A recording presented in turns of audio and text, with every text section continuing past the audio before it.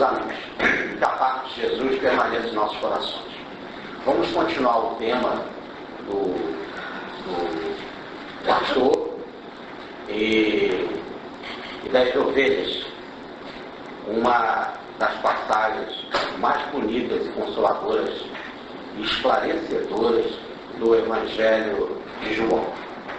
Como nós fizemos no estudo inicial dessa passagem, que é uma parábola, e nós dizíamos que a melhor maneira de estudarmos a parábola é visualizá-la num seu conjunto, vendo todos os quadros como se fosse num cenário de teatro, em que a gente possa ver todas as situações, todos os ângulos, todos os cantos, todos os matizes, para daí, então, com muita humildade, começar a trabalhar em cada um desses conceitos e tirar uma explicação. Sendo assim, vamos repetir, como nós fizemos na vez passada, um gráfico, um desenho.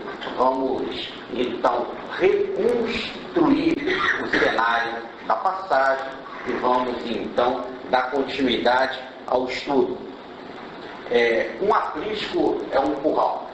E naquela época, as ovelhas ficavam num curral com um murinho baixo, de pedras, onde que as ovelhas eram então guardadas durante a noite. Ora, quando essas ovelhas eram guardadas durante a noite, elas passavam pela porta e essa porta tinha lá um porteiro que ficava durante a noite vigiando. Então o porteiro ele faz a vigia na noite. E os pastores, então, deixavam as suas ovelhas, tá certo? Para outras atividades, porque o vigia ficava tomando conta. O porteiro. No caso, quando o pastor voltava, ele não precisava pular o muro, porque como ele era conhecido pelo porteiro, ele podia andar, apanhar as ovelhas e sair. Então ele entra, ele sai e ele lá leva as ovelhas para a pastagem. E quando ele entra e ele chama as suas ovelhas, ele emite um som gutural, ou melhor, um som da garganta, em que as ovelhas, então, reconhecem esse som que só o pastor tem, só o seu pastor que ela reconhece esse som. Então, a identificação do som. E também, na hora que ele leva as ovelhas para a pastagem, essas ovelhas são ajudadas por outras ovelhas mais experientes, que são chamadas ovelhas madrinhas, ou as ovelhas madrinhas, ou as ovelhas guias, que inclusive são identificadas por nome.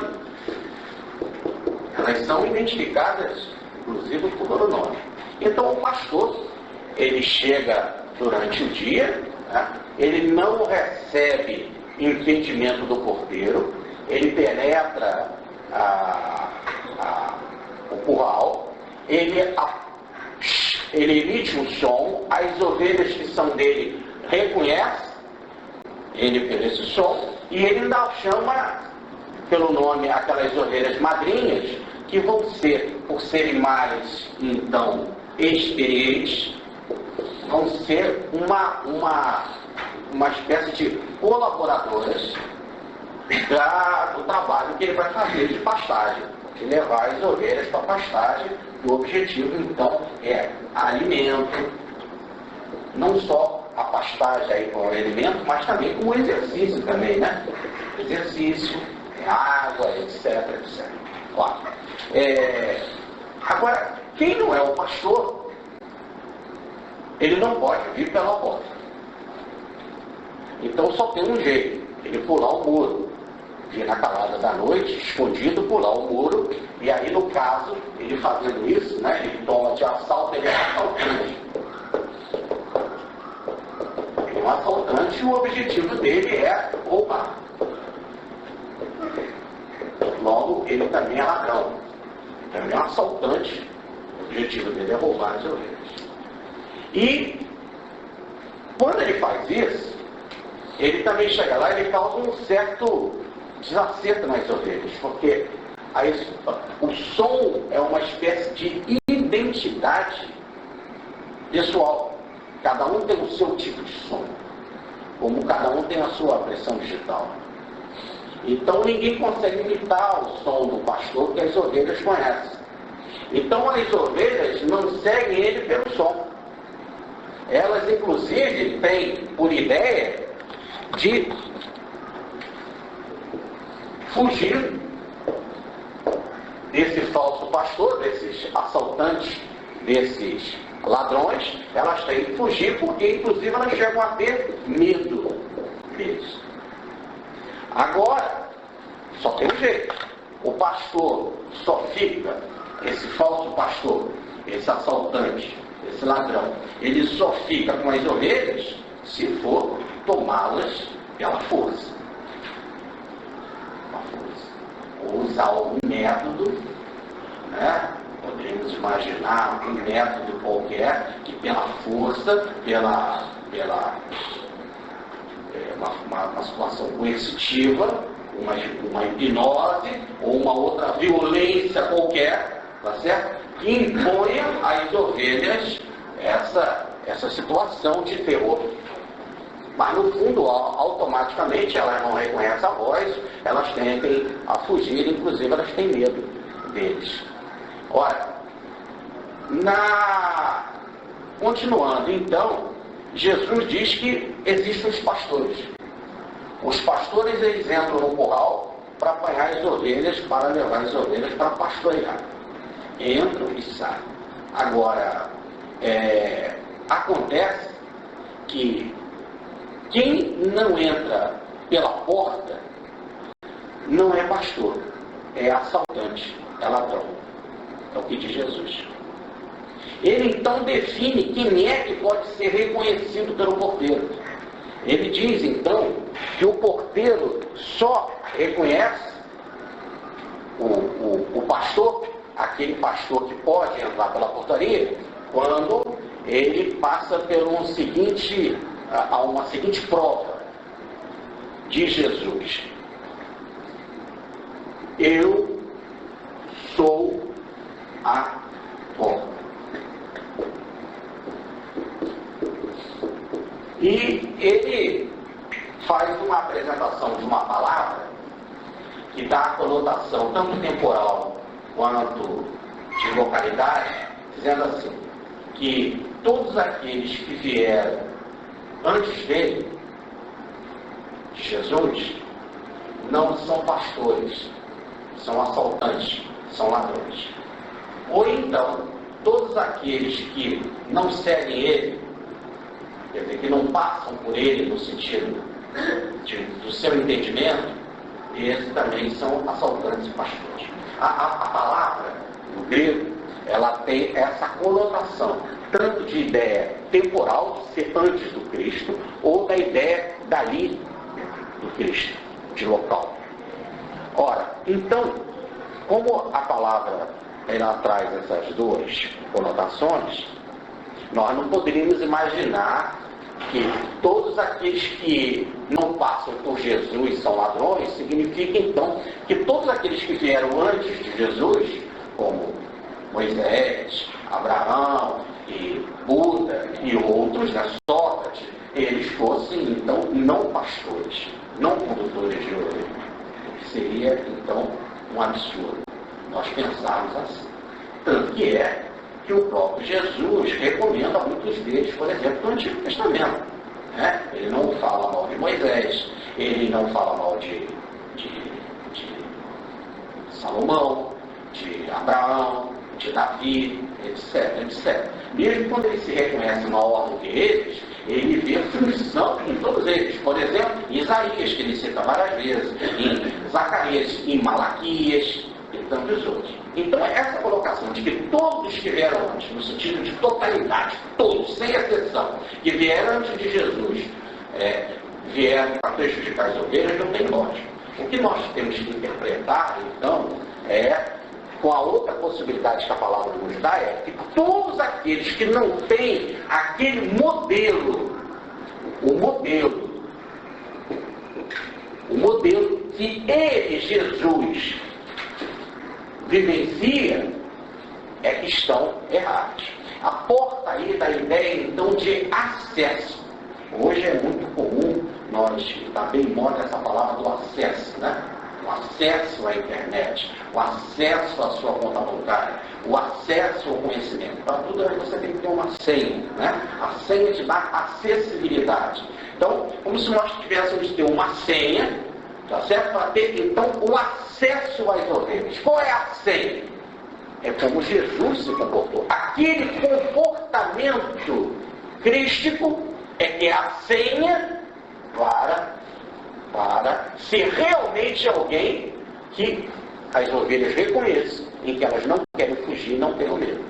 Então, já temos que partir desse pressuposto. As ovelhas querem se sentir bem. E como as ovelhas se sentem bem com quem? Com aqueles que tiveram a postura, ou antes do Jesus, ou depois dele, tá certo? Tiveram a postura que ele teve.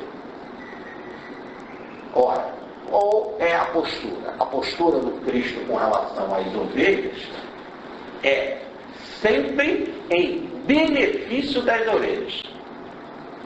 A primeira característica que a gente vê nesses grandes missionários, aí citamos Sócrates, citamos Buda, né? e o Cristo e outros, né? E que o Cristo é o modelo, a grande postura é, primeiro,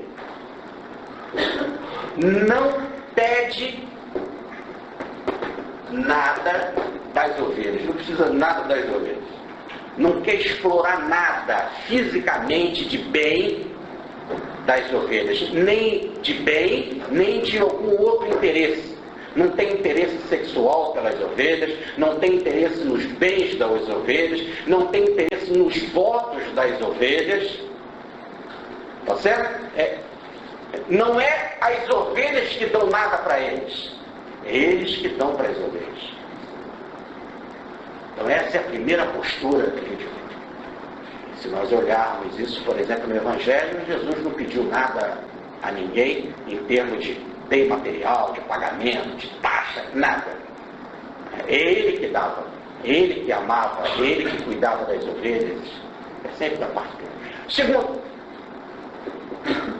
resumindo, os conceitos todos que nós botamos da vez passada, são resumos. Segundo, é com relação ao amor que tem pelas ovelhas, é um amor tal, que é um amor atemporal. Por isso que é seguido do perdão. Quando de perdão total. Se a ovelha errar, continua te amando. Se a ovelha errar mais uma vez, continua te amando. Se a ovelha errar daqui a 1000 anos, continua amando as ovelhas. Se a ovelha não me quiser, eu continuo querendo a ovelha. Mas por enquanto ela não gosta de mim, eu continuo gostando dela.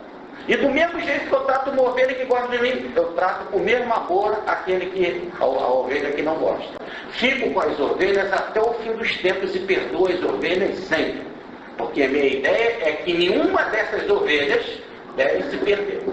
Então, eu tenho que ficar com elas de tal forma, dando assistência, sendo, como ele diz, o médico, sendo o advogado, quer dizer, orientando, estando junto, advogado é aquele que consola, que está junto, que orienta, sendo médico, sendo advogado, sendo o mestre, me chamais mestre, sim, eu sou, sendo o guia deles, dessas ovelhas, tá certo? Para que elas se recuperem e não se percam. E a alegria é tão grande quando uma ovelha se encontra, uma ovelha perdida se encontra, que ele faz, inclusive, festa quando recupera a ovelha. E dando uma total doação para ela, sem exigir nada, até mesmo não exige que ela seja discípulo dela. Essa é a condição de liberdade total. Eu quero dar tudo para as ovelhas e nem exijo que as ovelhas sejam minhas discípulas. Aliás, é ele mesmo que diz: se queres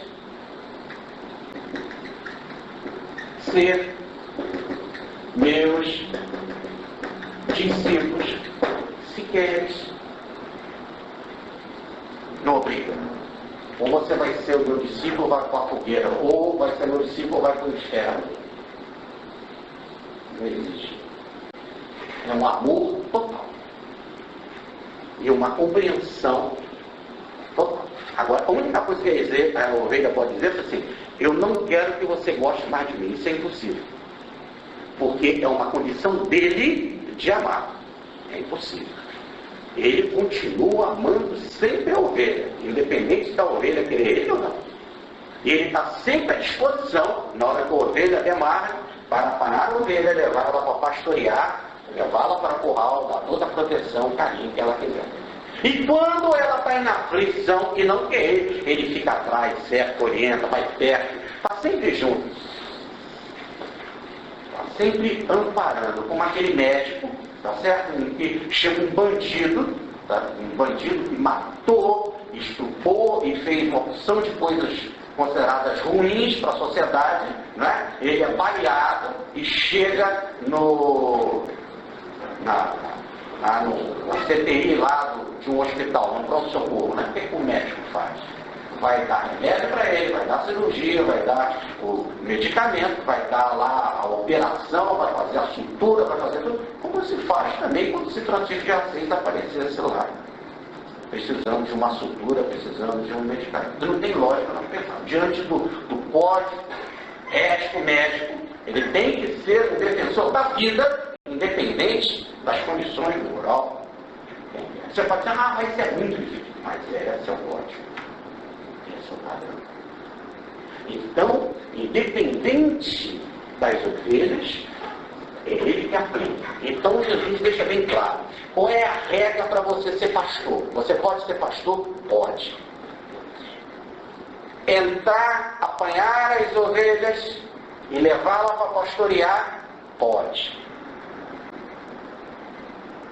Regra: se você não quiser ser ladrão e pular e na calada da noite para prejudicar as ovelhas, e é interessante que esse prejuízo de Jesus é para sempre levar as ovelhas, roubar,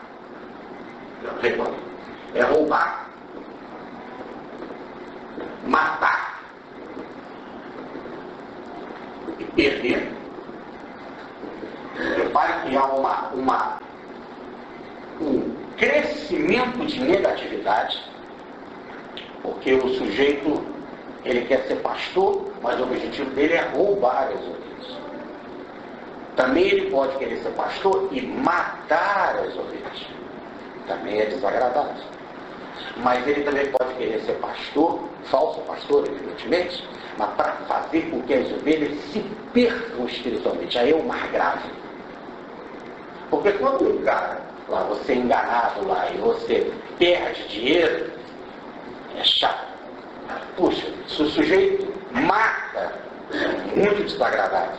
Mas se ele faz com que você mergulhe na decadência espiritual, no seu prejuízo espiritual, em que você se transforma numa pessoa má, ruim, negativa, opositora de Deus, adversário de Deus, logo um Satanás. Falar que Satanás quer dizer adversário da vontade de Deus, essa é uma perda muito violenta. Então, há grau de prejuízo que esse pastor vai fazendo. Quer dizer, ele pode de tal maneira envolver as ovelhas vão fugir e ter medo dele, mas ele pode, com alguma artimanha, prejudicar essas ovelhas. Por exemplo, aí no caso, no campo humano, quando ele hipnotiza as ovelhas, quando com palavras, às vezes magnéticas, ele deixa a pessoa surpresa, impressionada. E as pessoas, as ovelhas, às vezes, se deixam levar ou se abater pelo aquele falso discurso, né? Aquelas palavras bonitas, ou pela lábia, pelo olhar, pelo impacto magnético, pelos mistérios que ele apresenta com as suas roupas, com as suas magias, por exemplo, com as suas parafernálias ritualísticas. Então o sujeito é ignorante, né? Chega no local, vê aquela parafernália ritualística, de instrumentos, objetos, coisas esotéricas ali no sentido de ocultas, né? Sem acessibilidade, em que ele também se apresenta com roupas escandalosas, com olhar magnético, com palavras, etc., pode impressionar as ovelhas. É a ovelha que normalmente não é isso que ela quer, mas ela pode ficar encantada com isso, magnetizada, hipnotizada, fascinada, logo enrolada. Evidentemente que a pior coisa, o melhor é quando ela simplesmente não concorda, mas ela, por medo, ela aceita. Mas quando ela fica fascinada, é muito pior. Porque, nesse caso, é como se ela estivesse dando um aval por interesses ocultos, de vantagem, de negócio. Ela também não se deixa levar e enrolar. Por exemplo, aquela velha história, né, do dízimo e da contribuição maior do que do dízimo. Você tem uma empresa, então para a sua empresa ter sucesso, dê dinheiro, dê o seu dinheiro. O sujeito vai lá dar uma grande quantidade de dinheiro. Aí o que acontece é o seguinte, aí ele percebe que aquilo era enrolação, que não levou a nada.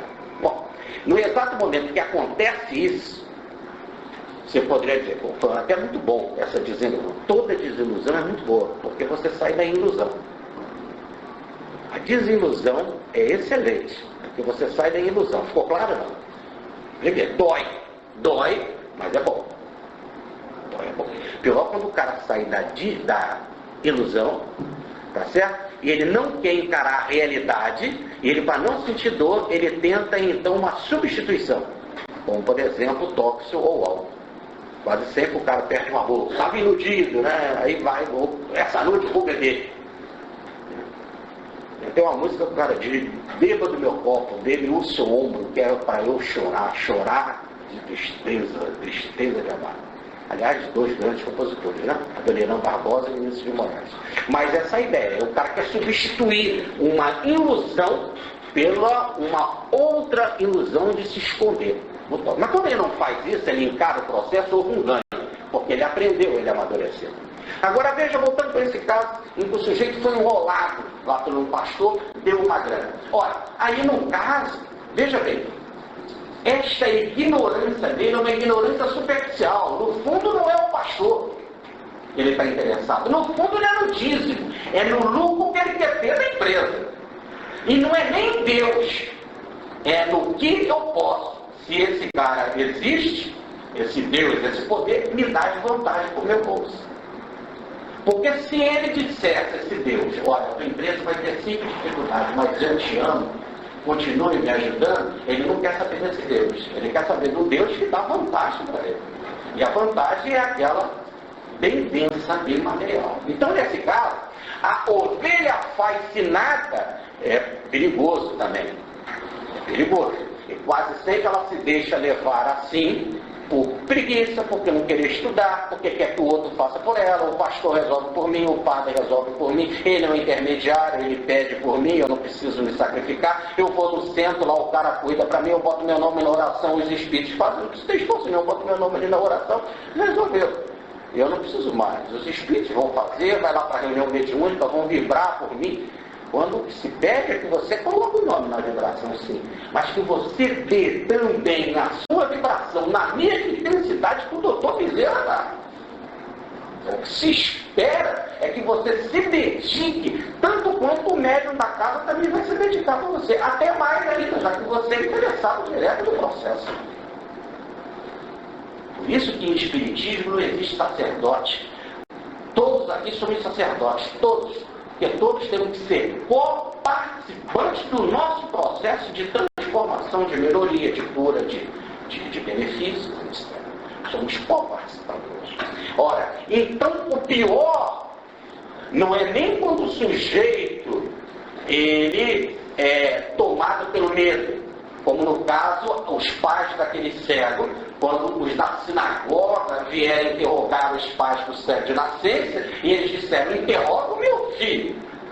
E diz a passagem, ele já é grande. E diz a passagem, eles tinham medo, porque senão o sacerdote, quem confessasse Jesus, seria excomungado, seria expulso da sinagoga, seria expulso do templo. Então, por medo, fizeram assim. Olha aí o medo agindo. Por isso que a passagem, ela está ligada ao cego de nascença, vem em sequência, e o final do texto de hoje vai falar ao tema outra vez do cego. Volta ao tema do cego, porque é como se fosse um ensinamento daquela passagem. Então é como se estivesse dando a devida explicação. Por que os familiares até covardemente estavam empurrando o filho para um tribunal de inquisição? Porque eles tinham medo. E por que tinham medo? Porque as autoridades eram assaltantes e queriam roubar. Logo, mais do que roubar o dinheiro das pessoas, e ele já estava no poder, a família Anás Caifás estava no poder há 36 anos, ganhavam muito com isso, ganhavam com o câmbio da venda dos animais, ganhavam com o câmbio do dinheiro, etc, etc. Quem controlava aquilo tudo era eles. Matavam as pessoas, apedrejamento. Veja o caso da Dutra, em que eles, para uma situação de perseguir Jesus, resolveram apedrejar a Dutra. Mas o que era pior, quando eles faziam, que as pessoas se perdiam. Aqueles que confessaram Jesus não entram na igreja. E aí, se você cai nessa de não aceitar Jesus, não querer saber de Jesus, você não cresce, não se ilumina para aquilo muito maior que esse pastor quer te dar. Esse que é o mais grave. Porque eles roubaram muito de vários cristãos. É só ler o Atos dos Apóstolos, quando os cristãos no início, eles perdiam as suas casas, tomavam os seus bens, etc. Né? O que fez até que Paulo fosse a Damasco com uma autorização do templo para prender outras pessoas. Roubavam, prendiam, matavam também. Matavam, por exemplo, Estevão a pedrada. Mataram Estevão a pedrada. Não matavam. Agora, o pior é não dar acesso a Jesus ou falar coisas deturpadas de Jesus, não dar essa possibilidade da alma conhecer luz na sua vida. Conhecer o pastor verdadeiro. Aquele que diz o texto que salva. Então, o que Jesus está falando é que o pastor, ele, para passar aqui nessa porta e ter acesso às ovelhas, ele tem que entrar, sair e levar as ovelhas para pastorear. Aliás, foi que Jesus pediu a Pedro: apacentai o meu rebanho, alimentai o meu rebanho. Pedro, então, era pastor, com autorização do Cristo. Siga isso, Pedro. Esse é o exemplo do Cristo. Agora, aqueles que não entram por aquele exemplo, que não levam esta vida crística, ou não lutam para colocar isso para as ovelhas e colocar e ser essa atitude da sua alma, é como se fosse aqueles que pulam o muro para prejudicar as ovelhas. Então, na palestra passada, eu dizia aqui que, sendo assim, nós somos pastores mesmo. E não devemos fugir dessa condição de pastor. Eu cheguei a citar uma frase de Paulo, em que Paulo dizia assim: somos ministros da palavra. Falei isso na palestra. E continuo sem negar isso. Mas como nós somos muito problemáticos, falando de tudo por mim, mas sem negar que todo mundo é assim, e que é difícil essa plena vivência de Jesus, então que é muito complicado a gente ser o tal pastor, e quando vai pastorear, será que passaríamos pela porta com esses critérios? Nós temos que pensar numa outra possibilidade. sem negarmos que está sendo nos dado autorização também para ser pastor. Há uma outra situação na parábola, que são ovelhas, madrinhas e guias, em que, pela orientação do pastor, elas são colaboradoras na pastagem do rebanho. Aí fica mais fácil a gente então se encaixar. Tá certo? Então vamos imaginar assim: Pedro é pastor, Jesus diz: apacentai o meu rebanho, alimentai o meu rebanho. Bezerra de Menezes é pastor? Opa, vamos aí. E nós deveríamos. No entanto, vamos assim nos colocar por hora como madrinhas e guias. Aquelas que estão de alguma forma colaborando com o pastor no processo de ajuda de outras ovelhas. Eu me lembro aqui, e já contei para vocês, um caso interessante. Quando eu era bem novo, eu estava nas minhas primeiras palestras, e que fui convidado para ir no Centro Espírita Batuíra, em São Paulo, para fazer uma palestra. E eu fui com o Nilton Boechat, um dos brilhantes oradores do Espiritismo. E cada um fez meia hora. Quando acabou a palestra, bem no outro dia nós voltamos, fizemos uma outra palestra, foram duas. Uma palestra se chamou Amor, Alimento das Almas. E a outra, um cosmonauta psíquico e espacial. Ora, diante dessas duas palestras e tal, passado um tempo, eu fui convidado para voltar a São Paulo. Aí se uniu. Ele estava com outras atividades, já me conheciam, mandaram a passagem para mim e eu fui. Quando eu cheguei a São Paulo, vocês podem imaginar que mesmo eu externamente, não estando me sentindo assim lá, coisa muito grande, lá no fundo da alma tinha aquela coisinha que está em todo mundo, né? Pelo nosso atraso, que está cheio, né? Eu era novo, quando eu olhava ali para o auditório, não só para o auditório, até mesmo para aqueles que convidaram, aqueles da diretoria, todos de mais idade, eu novinho, 19 anos, chegando em São Paulo, me apanhando no aeroporto e tal, para fazer palestra, a gente acaba ficando... Eu me lembro que estavam vários diretores antes da palestra reunidos para falar sobre assuntos vários, e a palestra já ia começar, o auditório lotado, o Grupo Espírita Batuíra em Perdizes é realmente uma das grandes casas de São Paulo. E ali naquela conversa eu emiti o seguinte conselho: já que nessa missão nossa de fazer palestra, em certa altura eu disse isso. Aí o médio Esparta do Lar, que estava lá, médico da casa, grande trabalhador da diretoria da casa, muito amigo do Chico Xavier, e que recebia o Batuíra, o Espírito Batuíra, que dava toda a orientação mediúnica para os trabalhadores e os necessitados da casa. Ele disse assim: Jorge, foi legal porque na frente todo mundo. Jorge, o Batuíra está aqui do meu lado e manda dizer para você que no seu caso não é missão, é tarefa. Então abaixa a crista, entendeu? Menos. Bom, ninguém está desmerecendo esta coisa da missão. O que nós devemos ser missionários. E o que Jesus nos pede é para que a gente seja missionário. A parábola abre espaço também para a gente ser madrinha e guia. Por isso que quando eu falo nessa casa, sobre a orientação desta casa, eu não dou passo nesta casa sem pensar no que historicamente fez e desenvolveu o Bezerra de Menezes. Como ele fez, como ele procedeu, como ele falou, como ele botou no estatuto. Pastor, tá certo? Tem que ser pastor. E a gente não passa a madrinha, ser a guia, ser aquelas ovelhas que pode, de alguma forma, dar uma colaboração. E que todos são chamados. E que não existe madrinha mais importante que a outra. Como aquela que está do lado, que está da esquerda, da direita, na frente ou atrás. Não. Todas as madrinhas têm uma função que é de orientar o ovelha. Então tem madrinha no campo do passe, tem madrinha no campo de palestra, tem madrinha no campo da tesouraria, tem madrinha no campo da orientação da desobsessão.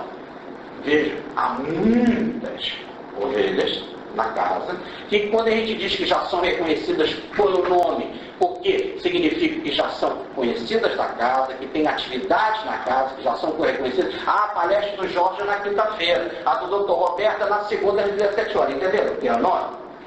Nome é nesse sentido, não é nome no sentido de aparecer, não é nada. É nome no sentido de já pode se identificar, e poder muito bem identificar que às 17h30 de segunda-feira a palestra do Dr. Roberto. Às 17h30 tem a palestra do Jorge.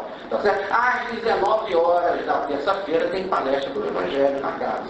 Né? Tal dia tem a reunião lá mediúnica que a Ruth dirige o trabalho. Né? E assim, várias outras coisas. Então, o nome significa aquela pessoa que de alguma forma está integrada na casa, que tem uma atividade na casa e que já de alguma forma tem um reconhecimento, tem reconhecimento aí, né, no sentido de valor, mas reconhecimento no sentido pela atividade que ela exerce. Então, o que nós estamos fazendo? Eu não estou mudando o conceito da outra palestra, eu estou aprofundando da semana passada, a semana retrasada agora. Tá certo? Mas a ideia é que a gente venha a servir pastor. Mas que fique tão claro, se você quiser ir além, pastorear mesmo, lembre que você tem que passar pela porta. E o modelo é o Cristo. É o modelo. Ora, isso para você não causar dano nenhum às ovelhas. Porque quando você causa dano espiritual a alguém, diz Jesus, em falar contra o Filho do Homem, será relevado. Um fala contra o outro aí, um fala contra o outro homem qualquer, é relevado. É coisa daqui do mundo, é fofoca daqui do mundo. Agora, falar contra o Espírito Santo, o Espírito Divino, as coisas religiosas, aquilo que mexe com a interioridade das pessoas, isso é muito grave, diz o texto, está lá em Mateus no capítulo 12. Não será nem perdoado nem nesse século vindouro. É carnamenso, pesado, porque atrapalha e afunda o desenvolvimento espiritual das pessoas. E não se tem o direito de se fazer isso. Não se pode fazer isso. É uma situação extremamente grave. Ora, então, voltando para cá, o texto de hoje já desenvolve alguns outros conceitos. O texto de hoje já apresenta coisas mais assim, práticas, interessantes. O que Jesus faz? Ele já começa o texto de hoje dizendo então que ele não só eu sou a porta, mas ele começa o texto de hoje assim, ó. Vamos pegar o pastor, né? Que tem que entrar, sair, se afastar, e que tem que ter aquele modelo. Ele já começa assim: eu sou o bom pastor. Então ele não só é a porta, mas é o pastor. Se para passar tem que ter aquelas características, então ele diz, então eu sou o bom pastor. Como se estivesse dizendo, eu tenho aquelas características. Então, agora ficou claro aquele meu propósito. Olha qual é. O propósito é, para você ter condições de pastorear almas, você tem que ter esse modelo crístico de perdão, amor, e não exigir nada das ovelhas, e cuidar delas sempre. Jesus disse, então eu sou um pastor, porque eu faço isso. Agora, então, ele não está falando no sentido genérico de porta, de modelo. Ele está falando no sentido prático de execução. Olha como um pastor faz. E agora sim, eu tenho uma biografia, eu tenho uma vida, o nascimento até a ascensão. No caso dele, é interessante que quando ele fala que eu tenho uma vida, ele fala do nascimento até do berço até o túmulo, né? No caso do Cristo, ele vai além, né? Ele tem uma ascensão. Eu tenho uma biografia extremamente ampla, porque inclusive permaneceu conosco muitos dias depois do chamado fenômeno da cruz. Então, eu tenho uma biografia ampla de como se deve pastorear as ovelhas. E um maior exemplo, que é inclusive,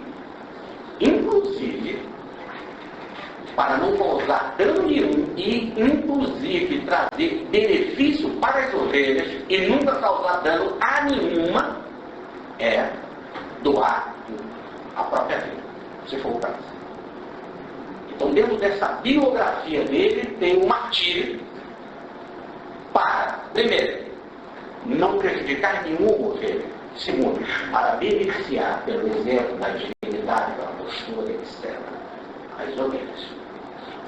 Essa é a biografia de um pastor. Feito isso, nós podemos também ser pastores. Mas um bom pastor, doutor Bezerra é pastor, mas um bom pastor, então é pai de doutor Bezerra para ele, também é guia, madrinha. Para então não haver essa confusão, vamos então definir que existe um bom pastor, que é o caso do Cristo, que existem os pastores e existem as madrinhas, as guias madrinhas. Tudo bem? 3 estágios de guia, de proteção e orientação das ovelhas. 3 estágios de condução. A do Cristo, a dos amigos do Cristo e daqueles que são colaboradores dos amigos do Cristo. Assim, dentro desta hierarquia de amor,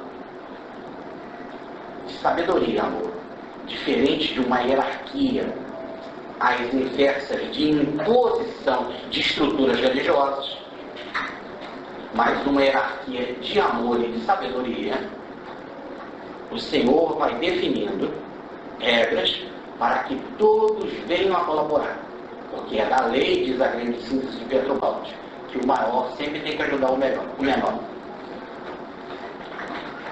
Ora, é interessante, então, vocês poderiam dizer assim, então uma madrinha, ela é maior do que uma outra? Não, necessariamente. Madrinha é ovelha igual ovelha. Pastor é pastor, ovelha é ovelha. Madrinha é ovelha. Então ela não é melhor que o outro. Num determinado assunto, ela tem mais experiência e pode dar uma colaboração. Num outro determinado assunto, não. Por exemplo, veja no caso da palestra. No caso da palestra, o doutor Roberto pode ser uma madrinha, podemos dizer um guia, em termos de orientação doutrinária, no caso de palestra, daquela que nós estamos dando de exemplo aqui da segunda-feira às 17h30. Mas o seu Antônio, que coordena o passe aqui, tem experiência, nas quintas-feiras, ele tem uma experiência no trabalho do passe, ele é uma madrinha, um guia, orientador nesse trabalho, e que de anos de serviço que o doutor Roberto não tem. Aliás, eu nunca vi o doutor Roberto da face. Compreendeu? Isso não quer dizer que ele não chega por amor, não coloca a mão, não tem nada com problema, mas normalmente esse exercício não é o caso dele. Então, mas isso não quer dizer, então, que um é mais do que o outro. Não. É que dentro dessa situação, essas madrinhas, esses guias, cada um tem a sua função, a sua necessidade, a sua capacidade. E dentro daquela função é o orientador junto com o pastor maior da casa, que é aquele que está direto coordenando os trabalhos e que segue a orientação máxima do Cristo planetário. Então, assim, podemos desenvolver agora, com essa introdução, o texto de hoje, e nós vamos ver que há toda agora com essa estrutura, uma maior facilidade para nós entendermos a sequência de todo esse cenário. Eu sou o bom pastor. O bom pastor aplica a sua vida pelas ovelhas. Ou aplicar a sua vida, que muitas traduções falam, ele dá a sua vida pelas ovelhas, não é que Jesus ele se matou por nós. Mas também isso, então vamos colocar uma expressão melhor, ele aplica a sua vida sobre nós. Nesta aplicação da vida pode ter o batismo. Veja o pastor Pietro Baldi. Ele aplicou a sua vida sobre todas as ovelhas, deixando-nos uma obra maravilhosa, mas não teve que se matar, não precisou passar pelo martírio físico. Veja o doutor Bezerra de Menezes. Aplicou a sua vida sobre todos nós, mas na atual encarnação com Bezerra de Menezes, ele não passou pelo martírio. Então, eu quero dizer que o verbo no original está aplicar a sua vida. E dependendo da missão, do caso, da situação, da necessidade das ovelhas, pode-se aplicar a vida, inclusive, com o martírio. Mas é mais. Porque senão você pode querer escolher o caminho mais rápido. Então você mate, achando que rapidamente, morrendo assim, você pode se transformar em alguém em defesa das ovelhas. A ovelha não quer martírio. A ovelha quer carinho, consolo, proteção. Médico, advogado e mestre. Mas se precisar do martírio, aí é uma outra coisa. O tipo de mundo que a gente está tendo, que a gente tem, tá certo? A maior parte esmagadora é martírio mesmo. Voltando então aqui para a passagem, continua o texto. O mercenário, porém, é o que não é pastor, aos quais as ovelhas não pertencem. Vendo vir o lobo, abandona as ovelhas e foge. E o lobo as arrebata e dispersa o rebanho. Então nós temos esse aqui, que é assaltante, que é ladrão, e que agora é definido muito bem, é mercenário. Trabalha, mercenário é aquele que trabalha por dinheiro. Mas não vamos botar só o dinheiro físico. Às vezes você trabalha, eu não quero pedir nada à comunidade, só quero que você vote em mim. Então, há uma outra coisa. Ou tem outro que tem outro tipo. Eu quero ser o presidente da casa. Para encher o ego dele, ele acha que é importante ser o presidente da casa. Seja o que for. Ou então, quando acabar a palestra, o que eu quero, a única coisa que eu peço é que vocês batam palma para mim. É um outro tipo de ganho. No fundo, é isso. Eu quero chegar aqui, todo mundo, Jorge, você é o maior, Jorge, você é o melhor. Jorge.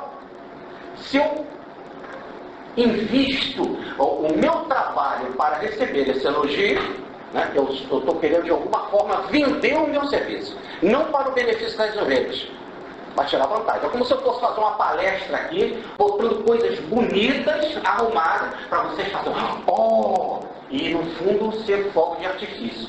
Sabe que é fogo de artifício? Brilha, brilha, brilha, no final você fala, e aí, quem que acabou? Nada, tudo no escuro.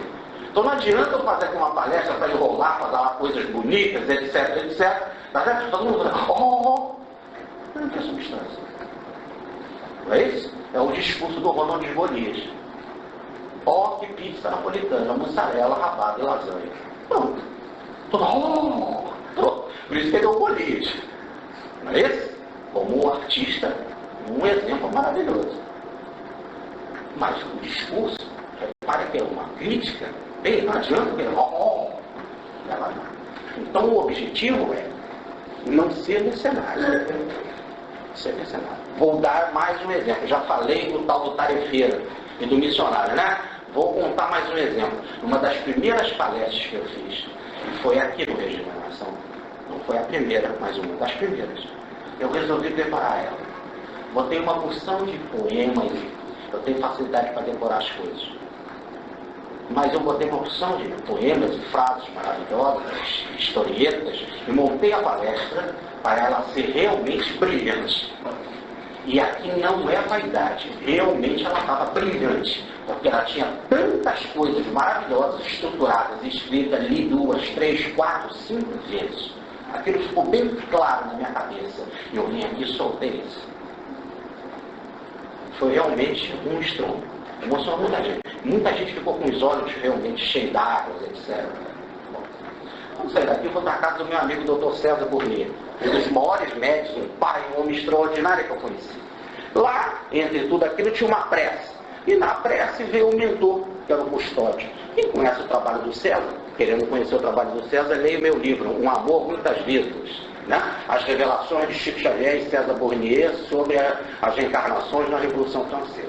É o nome do livro. Então, ora, quem conhece o César sabe que é o guia, que é o mentor, e o custódio falava com todo mundo, para todo mundo que estava lá, era aquele negócio de mentor, palavra firme, segura, algumas alertas, no meu caso, carinho na mão, assim, parabéns pela sua palestra. Eu, a primeira vez, gostei daquilo, poxa. Afinal, era o que eu queria. Era o parabéns para a palestra. Aí, daqui a pouco, ele continua, orienta outra, tal. Chega para mim, eu estava do lado, no carinho na minha mão. Parabéns pela sua palestra. Eu falei, epa, não é o custódio. Aí, mais uma terceira vez, uma quarta, aí eu olhei para ele, assim, epa, tá demais esse elogio aí. Graças a Deus, é que a gente tem esse desconfiômetro, né? Esse termômetro aí, essa desconfiômetro, bem lembrado, melhor que termo. Então, eu olhei assim, e aí quando eu olhei para ele, ele olhou para mim e falou assim, é isso, meu filho, mas é verdadeiramente isso, parabéns pela sua palestra, foi sua, né? Ficou bem claro, quer dizer, não era deles, eles não participaram, eu não dei margem para participar. Botei coisas muito boas, lindas, maravilhosas e tal, para quê? Para encantar, mas era o que o auditório estava precisando, era a linha da casa, era o doutor Bezerra, era o pensamento espiritual evangélico da casa. Onde que estava a participação dos espíritos? A participação da espiritualidade. Então, mais uma vez, em que você é colocado, tarefa, menos, não é você que vai lá ser o dono do texto, não é isso? Há uma comissão espiritual da casa que orienta, que sabe que as pessoas precisam, que tem que ser falado, que precisa ser dito, aonde chegar nos corações, etc. Então, o mercenário ele tem alguma vantagem. E o que acontece? Quando o mercenário que quer roubar, matar e perder, o que ele faz? Quando ele pega as ovelhas, e as ovelhas ou são fascinadas, ou tem medo dele,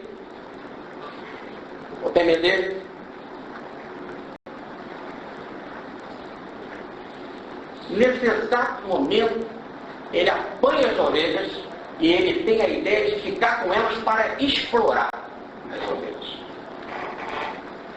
Mas elas não são propriedade dele. E aí diz o texto, quando chega o lobo, ele foge, deixa as ovelhas para lá, e as ovelhas então são arrebatadas pelo lobo e depois dispersas. Então agora nós temos mais uma situação na história desagradável, que é o lobo. Não vamos pensar que o lobo é algo mau. O lobo não é algo mau, necessariamente. O lobo é uma intervenção da vida de forma em que a pessoa só consegue perceber pelos seus sentidos ainda carnalizados, materializados, de pavor e pânico, para ser sacudido e acabar refletindo que ela estava em caminho, que não era caminho, era atalho, sendo arrastada pelo falso pastor. Que tinha pele de ovelha, mas no fundo era do mal. Então o lobo aparece. Esse lobo pode aparecer das formas mais estranhas. É uma situação de guerra. Veja no caso da situação da Segunda Guerra Mundial, quando a igreja da Alemanha ficou claramente do lado dele. Veja o caso desagradável dos escravos aqui no Brasil, quando muitos jesuítas tinham seus escravos. Veja o caso desagradável da Segunda Guerra Mundial, quando o Papa ficou escondido na sua casa e não levantou uma voz a favor dos judeus. Veja um caso desagradável. Aí vocês falam assim, mas você está falando assim da igreja, então vamos falar da nossa casa. Veja um caso desagradável da Federação Espírita Brasileira, que perdeu na justiça porque não divulga a sua linha doutrinária, que é Kardec e Rustem. E ela, então, em silêncio, ela não pode fazer nada, ela não divulga mais o reformador. E fica com aquele ar de bondade, de carinho, mas não publica mais as obras que ela precisa publicar. Você não encontra mais. Hoje você pega os estudos Por exemplo, sistematizado a doutrina, que agora tudo que é centro exige o estudo sistematizado da doutrina. Você chega lá e para fazer o estudo, para entrar na casa, você tem que passar pelo estudo sistematizado, depois tem um estudo, tem o ESD, que é o estudo sistematizado da doutrina espírita, e tem o AED, o estudo aprofundado da doutrina espírita. Em todos tem as referências, cada capítulo tem as referências de quem eles estão sendo baseados. Não tem nas referências uma obra sobre Rustem, nem dos seguidores de Rustem. Leia Milo Ribeiro, Manuel Quintão, Leopoldo Lucien, etc. Gravíssimo. Situação tão grave que no próprio ESD, Estudo Sistematizado da Doutrina Espírita, na primeira edição tinha a citação de Ubaldo, da grande síntese do livro Deus e Universo. Agora na atual edição, acabei de comprar, eu não acreditei, tiraram de lá. Então, a ideia não é só do outro. Não. Veja, é do ser humano. Volto a dizer, o ser humano é atrasado. Então, às vezes aparece o lobo, a dificuldade, a guerra, uma situação para o sujeito despertar. Às vezes um suicídio na sua casa para você despertar. Quando você chega lá naquele ambiente religioso e não recebe apoio, não recebe carinho, não recebe conforto. Não é isso? Nós estamos cansados de ver nas obras mediúnicas do Chico Xavier meninos que morrem de desastre automobilístico, etc. Os pais são desesperados, né? A pessoa é católica e vai lá no Chico Xavier para receber o conforto da mensagem. Por que a religião te deu conforto? Se aqueles princípios mediúnicos estão lá no Ato dos Apóstolos, estava lá em Paulo, na carta aos Coríntios, por que isso não se desenvolveu? Por que se prendeu? Por que se escondeu? Então é mercenário. Na hora que vem a bomba, na hora que vem um problema, o lobo é sempre o problema. Que pode ser um mal mesmo externo de alguém, ou pode ser uma situação de guerra, pode ser uma peste, pode ser uma fome, etc. E aí você vai ficar sozinho. E aí volta-se a ideia da ilusão. Você ficou desiludido. Volto a dizer, é uma bênção quando se fica desiludido.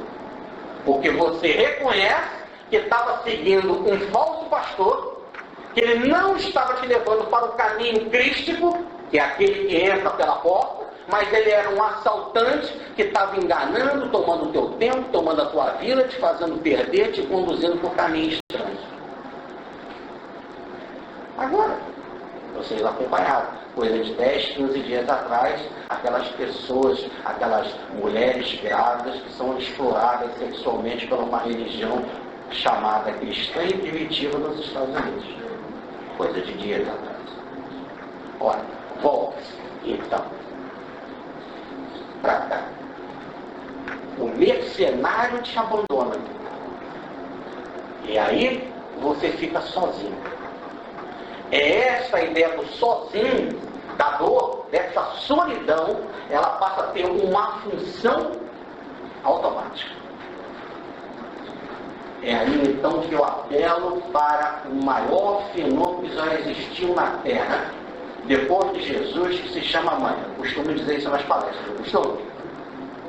Então quando você cai nessa desilusão, você não tem mais nada, está sozinho, está no desespero, quase sempre só te sobra aquilo que nós falávamos umas palestras atrás.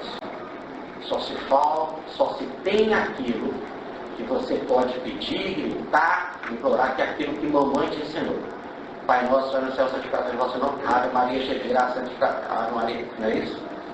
Às vezes é o único recurso que tem na alma. É como se fosse uma nova, nova no sentido de complexo, né? Uma energia que fica na alma à disposição dessa alma solitária e carente, que às vezes só tem isso para dizer.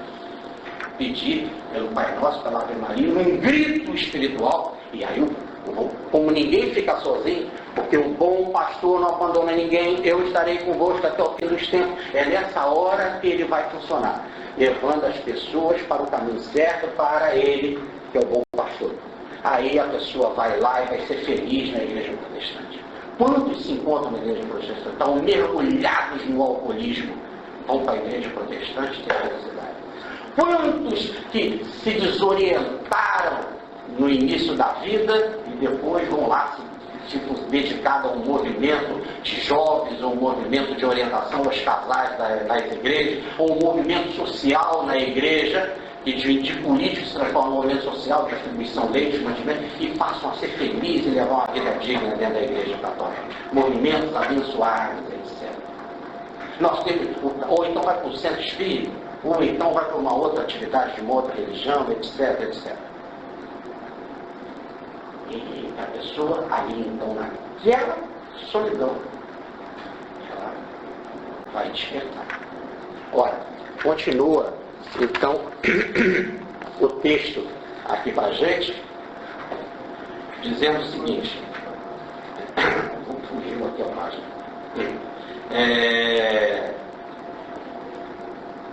O mercenário foge, porque é mercenário, e lhe não importa as ovelhas. Bom, isso já está claro. Eu sou o bom pastor, ele reafirma, repare que ele começa, eu sou o bom pastor, no versículo 11. Agora ele repete no versículo 14. Então ele reafirma isso, eu sou o bom pastor, e conheço as minhas ovelhas me conhecem. Assim como meu pai me conhece, assim eu conheço a meu pai, e aplico a minha vida pelas ovelhas. Tem ainda outras ovelhas que não são desse aprisco. Também estas cumpre que eu as traga. Elas ouvirão a minha voz, e haverá um só rebanho e um só pastor. Olha, eu sou o bom pastor. Eu conheço as minhas ovelhas. Nós já falamos aqui. O pastor conhece pelo som. E na hora que ele emite o som, as ovelhas seguem ele, não é assim? E ele, inclusive, para algumas ovelhas, ele dá nome. Pedro, Matias, Mateus, João, dá nome. Bezerra. E tem outras que já estão reconhecidos pela sua vibração e seguem ele. E como que ele conhece essas ovelhas? Ele sabe que essas ovelhas são dele. Porque há uma trindade. A ovelha e ao Pai.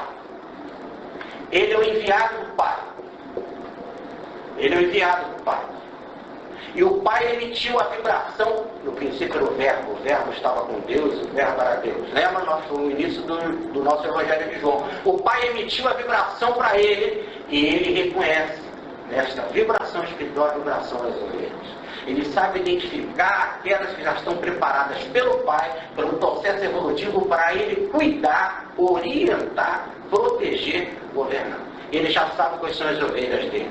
Ele chama e ele reconhece as ovelhas pelo nome. Foi assim que ele fez.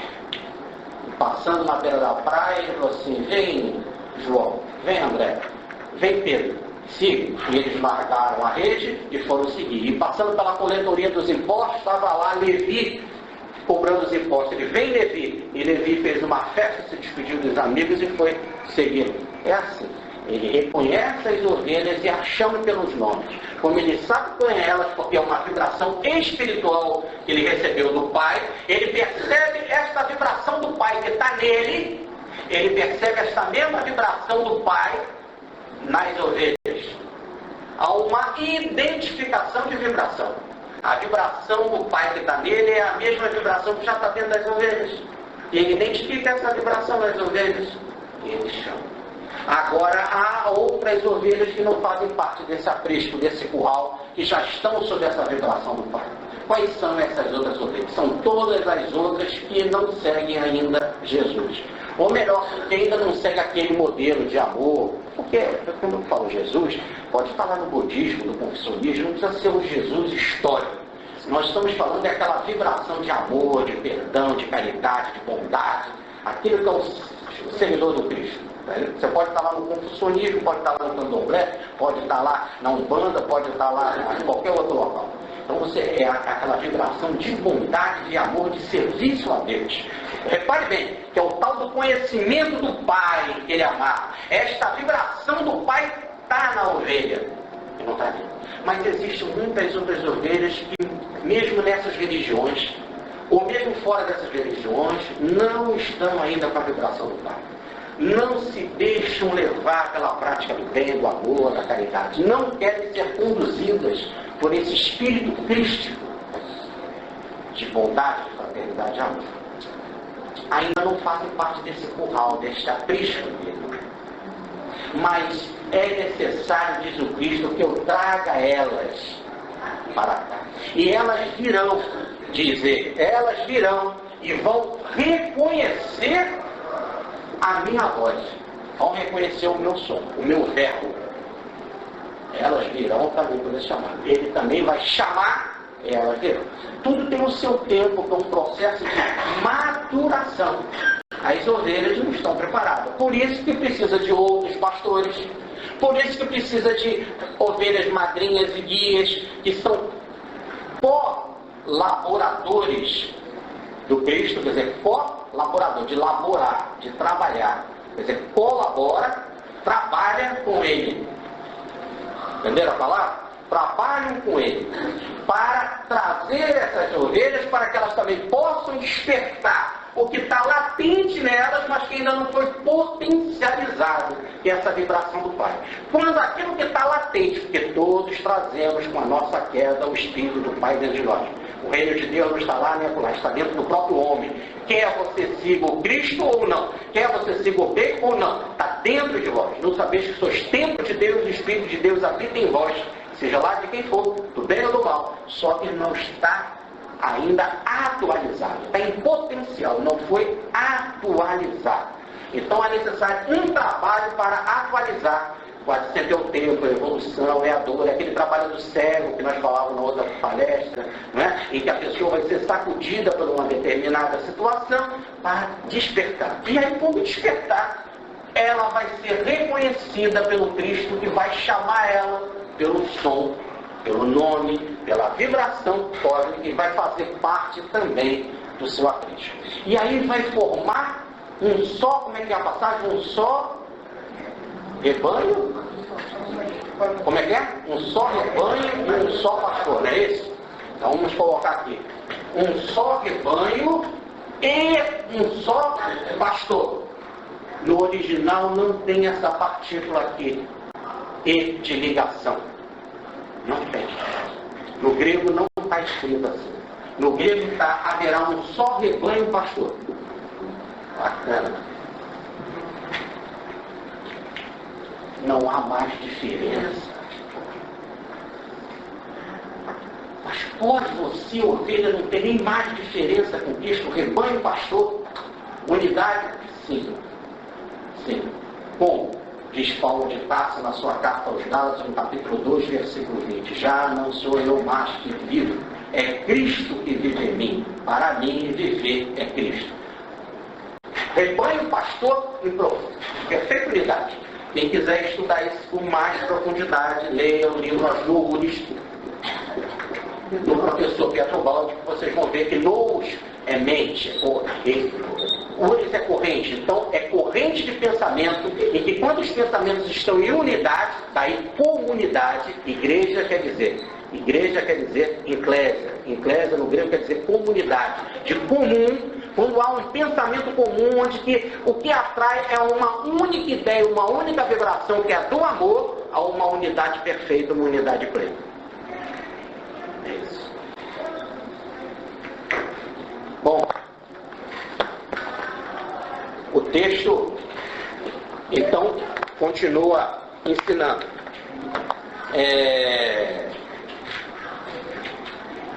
Por isso o Pai me ama, porque deixo a minha vida para a retomar. Ninguém me tira, ou por mim mesmo, eu por mim mesmo a deixo.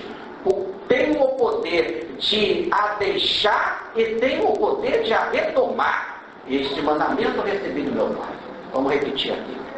Por isso o Pai me ama, porque deixo a minha vida para retomar. Ninguém me tira, eu por mim mesmo a deixo. Tenho o poder de a deixar e tenho o poder de a retomar. Este mandamento recebi do meu Pai. Essa daqui é uma das passagens mais extraordinárias com relação ao corpo fluídico de Jesus. Jesus não entrou aqui na Terra com uma biologia igual a nossa, pelo fenômeno do nascimento, nem saiu daqui com o fenômeno da morte igual ao nosso. A sua biologia era diferente porque Deus, sendo misericordioso, fez um corpo específico para a sua grandeza espiritual. Por isso o nascimento diferente. Por isso a morte diferente com a ressurreição. não é privilégio, é simplesmente evolução. É uma grandeza tal que já não se encaixa mais biologicamente conosco. Como nós não nos encaixamos no corpo do animal, ele também não se encaixa biologicamente no nosso corpo. Ora, o que acontece então? Que ele tem um poder pleno. Ele aplica a vida, ele dá, ele toma, ninguém retira a vida dele. Ele tem um controle total sobre a vida. E isso ele aprendeu do Pai. O Pai o ama de tal forma, ele chegou a esta unidade de amor com o Pai, ao ponto de dizer, eu, o Pai, somos um, o Pai está em mim, eu estou no Pai. E ele, então, por ter essa condição especial da vida, ele é um bom pastor de tal forma que não há jeito nunca dele ser eliminado do pastor das ovelhas. Foi de tal forma que ele veio aqui, que ele aplicou a sua vida, deu a sua vida para nós. E aí, como os homens fazem tudo aquilo para destruir, e foram, levaram ele para a cruz, etc., e botaram ele lá num túmulo, e selaram o túmulo, e botaram soldados para tomar conta. Ele venceu aquilo tudo, que ele tinha poder de dar e retomar a sua vida, e se apresentou, infelizmente ainda por causa do nosso atraso, mas necessário, se apresentou de forma física, peremptória, de forma sem nenhuma dúvida, e apareceu e disse, sou eu mesmo, pode colocar a sua mão aqui, coloca a mão na minha chaga, veja, pegou pão, peixe, mel, comeu com eles, deixou claro que sou eu mesmo, e exigiu os apóstolos que já tinham fugido, que estavam indo para a estrada de Emaús, outros voltaram para pescar, ele retira eles da pesca, eu não quero ver vocês como pescadores de peixe, sim como pastores de alma, Pedro apacentai o meu rebanho, foi lá buscar os discípulos na estrada de Emaús, convocou a todos, e de pregar pelo mundo inteiro, meu Senhor. Teve de se fazer assim como um pastor presente, de vencer a morte. Não que ele quisesse ficar com aquele corpo, como a teologia está querendo que ele continue com aquele corpo, que é mesmo sendo materializado, é um absurdo. Ele tinha poder de dar e retomar, de materializar e materializar a seu bel prazer, simplesmente para deixar bem claro que era necessário que as ovelhas conhecessem, tivessem um ponto de referência. E aí, quando estava aquela perseguição enorme, e que o maior nome da perseguição se chamava Saulo de Tarso, ele vai lá, aparece com um cara na estrada de Damasco, sacode ele, coloca ele cego, mexe com a vida dele, e o chama para ser o maior divulgador da mensagem do Evangelho. Aquele que mais escreveu no Evangelho. Aquele que foi pelo mundo afora, fundando as igrejas, divulgando o cristianismo mais que nenhum outro. Sem ser maior que nenhum outro. Mas apóstolo convocado em espírito, porque os outros ele veio e chamou, vem me segue, vem, e eles foram, conheceu a sua voz. Havia outro que não estava no aprisco, mas estava lá, preparado, precisava de uma sacudidela, ele aparece na estrada de Damasco, o chama também, faz com que aquele meditação daqueles 3 dias em cegueira em Damasco, que ele se sacuda desperto, vê que ele estava em ilusão, vê que ele estava sendo conduzido por ladrões, mercenários, por pastores falsos que estavam iludindo ele, que faziam com que ele perseguisse, se matava, ele estava se perdendo porque ele matou Estevão a pedrada. Aquilo que ficou para ele como perda na alma, porque ele dizia, mesmo muito tempo depois, eu tenho um espinho na carne, mensageiro de Satanás, da minha diversidade, que me esbofeteia toda vez que eu quero me vangloriar, me achar importante, como ele tanto se achava importante, que ele era o Saulo, o grande, e se transformou no Paulo, que quer dizer o pequeno. Tem esse espinho na carne, aquela marca de ter sido o primeiro a matar um seguidor do Cristo. E o Senhor foi lá e ele ouviu a sua voz. Fez com que aquilo que estava em potencial pelo processo da dor, do recolhimento, da meditação, da desilusão. Quando ele vê Cristo, ele ficou em desilusão. E ele teve que se apresentar em poder, em força espiritual, um magnetismo de amor para sacudir isto tudo. Disto tudo. Daí ele vê que ele estava fazendo é que ele estava seguindo os mercenários. Ele estava seguindo pastores falsos, ladrões. E ele mesmo estava agindo, não roubando. Ele tinha uma dignidade enorme, Paulo, mas estava perdendo almas, porque ele estava deixando que almas encontrassem Cristo. E mais do que isso, estava também roubando, sim, diz o Atos dos Apóstolos, porque sem ele ficar com os bens, os soldados que trabalhavam por ele, para ele, botavam muitos na cadeia e tomavam o bem daqueles cristãos. Então, no fundo, ele estava sendo conivente. Mas ele não sabia. Ele tinha de saber sobre o que a sua guarda estava fazendo.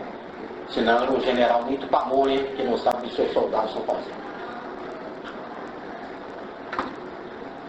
A responsabilidade do general era com todo o exército. E se o soldado faz uma coisa errada, o general é o culpado.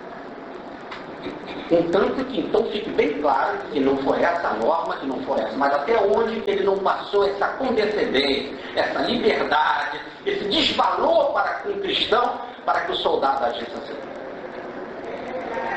Desvalor que não existe dentro da doutrina de Moisés, muito pelo contrário, que é quando um animal do seu inimigo cai no poço, você tem que pegar o animal do seu inimigo, mesmo se for um sábado, e levar para o seu inimigo. Essa dignidade o judaísmo traz. E ele, como fariseu, sabia dessa dignidade. Então é chamado, é buscado na estrada. O Senhor tem esse poder de dar e retomar a sua vida. Em vários momentos da história, ele foi lá e buscou outros na história para o trabalho dele. Enquanto foi necessário, sempre está atuante na história. É o Senhor da história, conduz a história para o seu crescimento, para a sua evolução. E por fim, ele aplicando então a sua vida, com esse domínio que ele tem sobre a vida, e podendo nos provar isso, essa sua manifestação de amor, ele diz assim, diz o texto agora, quando ele pronunciou essas palavras, chegou o máximo para a cabeça de compreensão dos judeus. E aí o texto escreve assim, com estes ensinos suscitaram nova discussão ou divergência entre os judeus. Mais do que discussão, é divergência. Muitos deles diziam, está possesso do demônio, perdeu o juízo, por que o escutais? Outros, porém, diziam, estas não são palavras de quem está possesso do demônio. Pode, por acaso, um demônio abrir os olhos de um cego?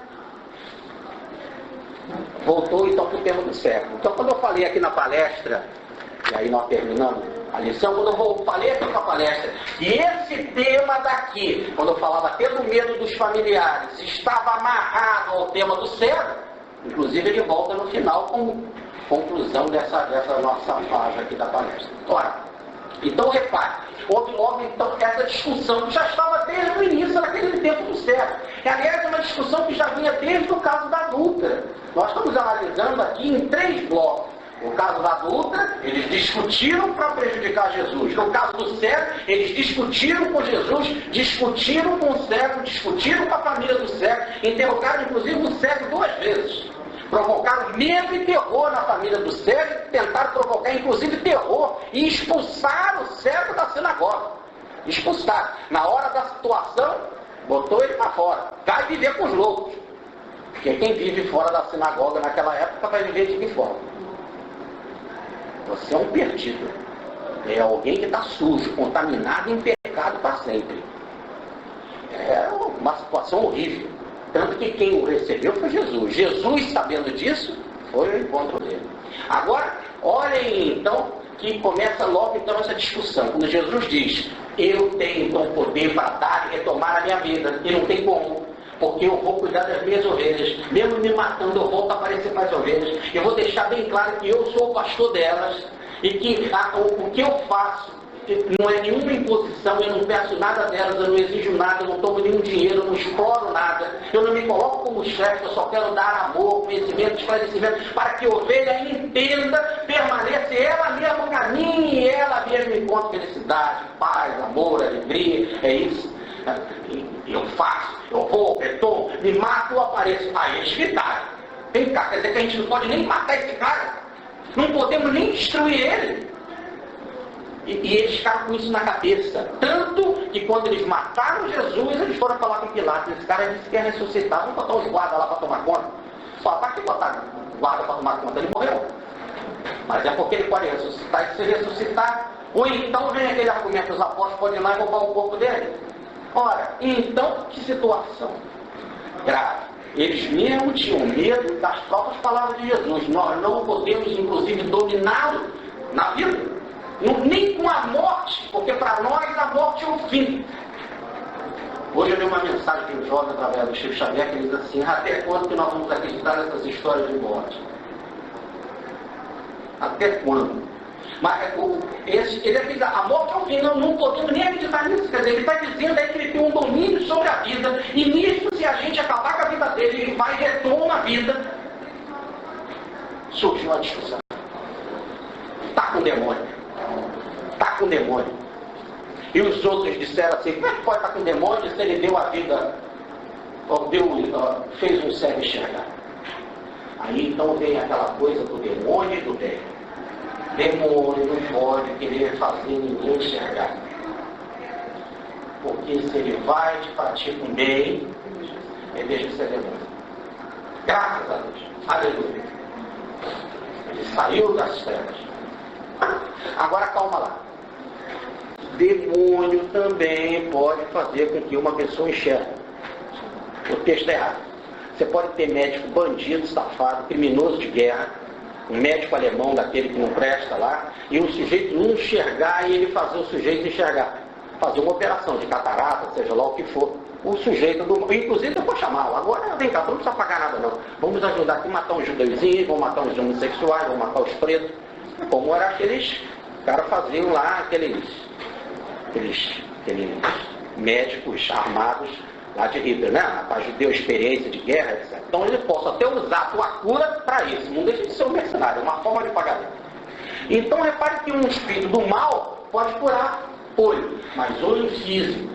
Por isso que em todas as nossas palestras com relação ao cego de nascença, sem negar o fato histórico da cura física, nós enveredamos pela análise da cura de visão no sentido de gnose. O sujeito tem a cegueira por causa da sua queda espiritual, que é a cegueira da inconsciência, e o que ele quer com o Cristo é enxergar no sentido de ter uma nova vida, uma vida em plenitude, uma vida em abundância, uma vida sem fronteiras, que é uma vida espiritual, de visão espiritual. É aí agora sim, um demônio não tem capacidade de dar uma vida de qualidade espiritual, de boa, de paz, de amor para ninguém.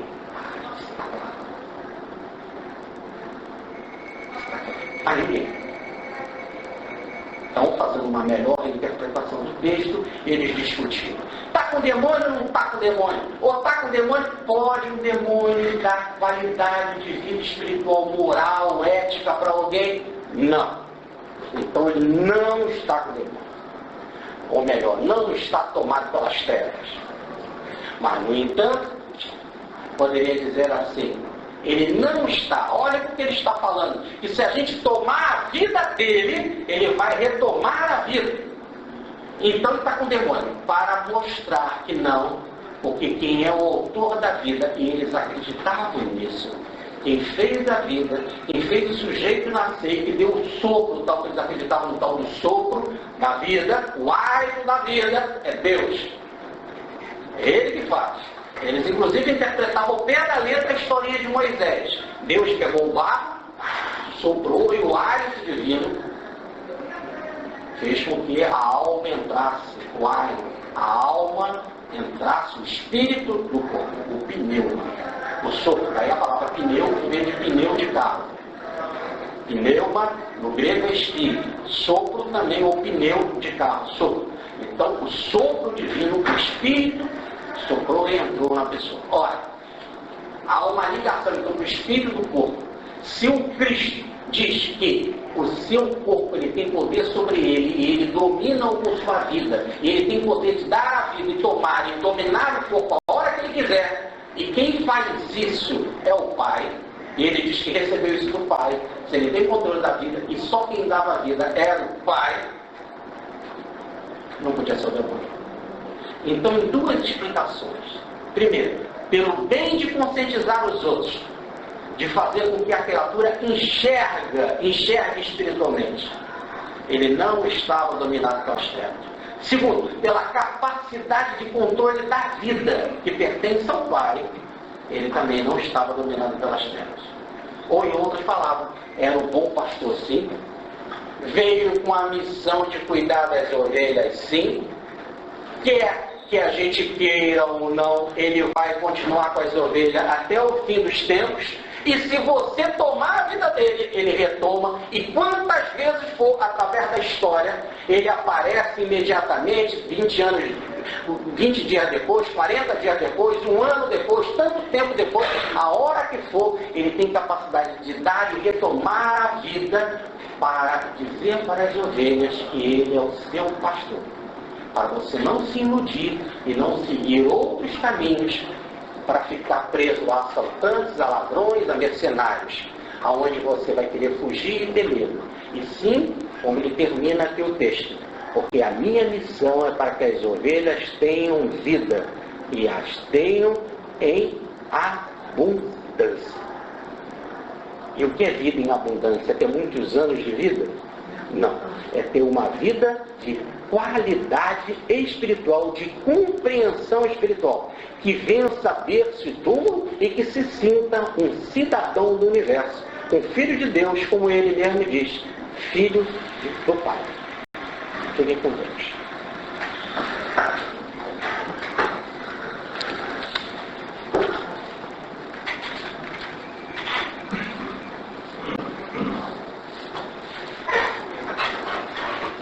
Meus amigos, depois da nossa palestra, nós agora podemos, para aqueles que desejarem aqui a nossa cantina, no lanchinho.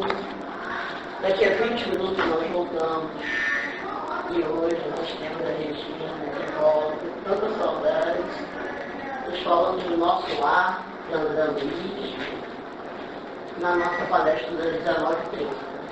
Então, quando a palestra da 19h30, a gente tem um passo visualizado. Mas aqueles que aqui estão e não vão poder continuar para a palestra das 19h30, podem se sentir abençoados, né? Nós agradecemos a Deus, a Jesus, nosso amigo, condicional de todas as horas, estarmos aqui, ouvindo sobre o seu Evangelho, procurando modificar as nossas vidas, procurando nos tornar pessoas melhores a cada dia. Que a presença de Jesus esteja sempre nos nossos caminhos, sempre nos acompanhando, que todos possam retornar ao seu lar com tranquilidade, com paz, que possam aplicar aquilo que aqui foi ouvido de forma integral, com todos que se aproximarem, principalmente com as pessoas que estão muito juntos à noite. Possamos ter uma semana com muita paz, com muita tranquilidade, possamos estar de volta semana que vem aqui, falando de Jesus. Graças a Deus.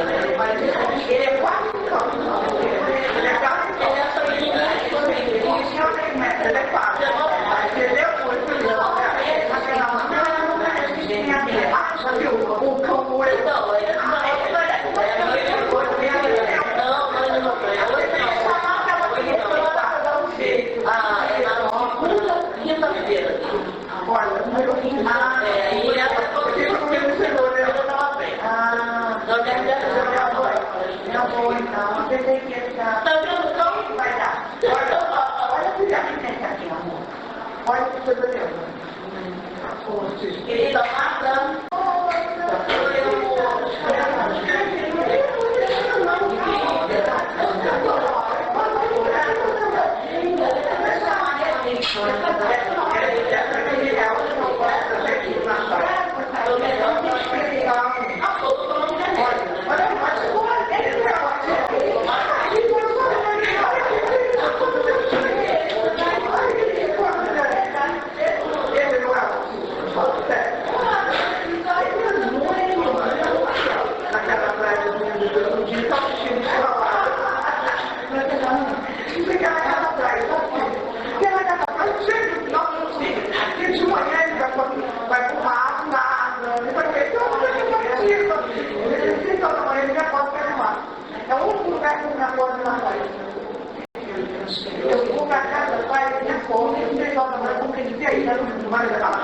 Aí eu me lembro na praia, quando eu olhei nas vezes, que na corre, para lá, para cá, todo mundo complementa, ele entra na praia, mergulha, pega a onda e volta, não sei o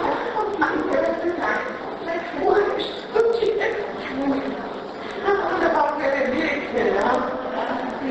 ele fica lá, ele tem um pouco lá, ele fica naquela praia. Eu não estou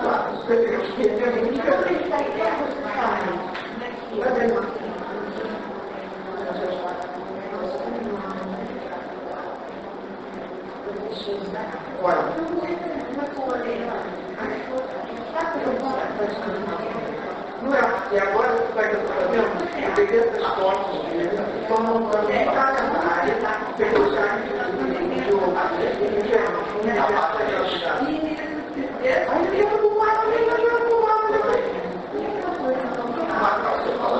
eu perguntei, cadê o papai? Aí eu fiquei amarrado, quando ele está na praia, eu vai ver que eu vou dar lá. Vamos ter o papai? Cadê o papai? Aí eu vi na marca, cadê o papai? Ele foi o papai. Isso é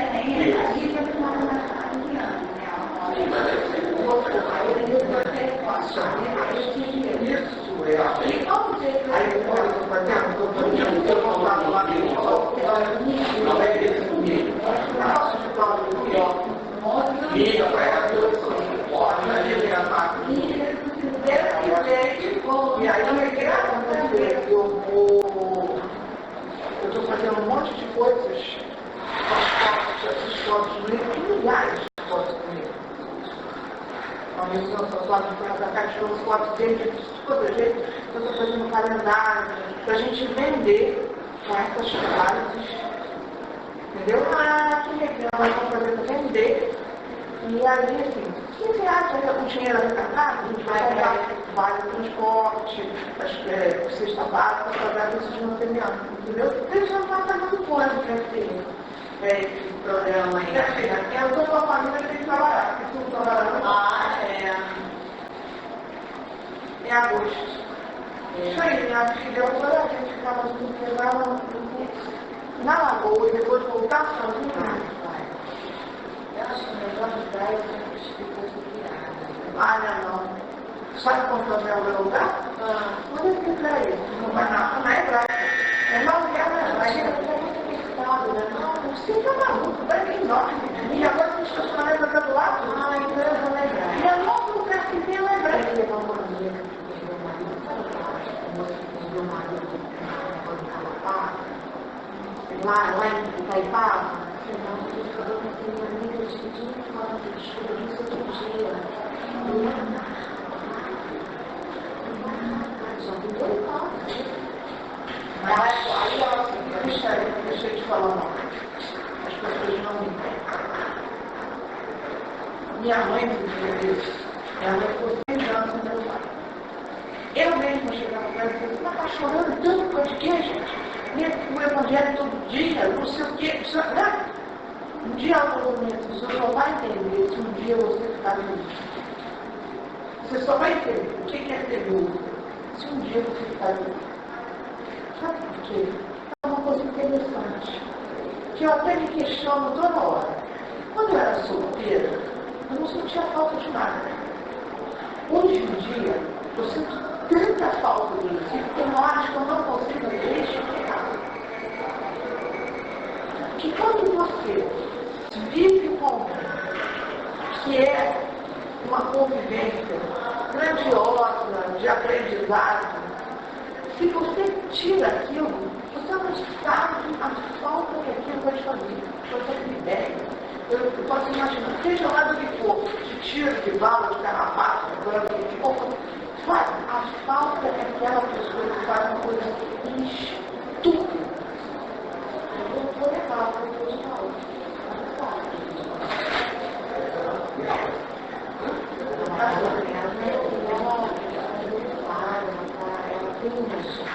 Isso aqui é bem alegre, é uma loja. Isso aqui aqui também é bom. Eu já fui uma vez na Leste. Na Leste eu sempre fui. Mas assim, para mim a melhor palestra que ele faz na Leste é mesmo. Eu adoro. A última que eu fui, bateu a ficha na minha cabeça e falei, gente, estou atrasada.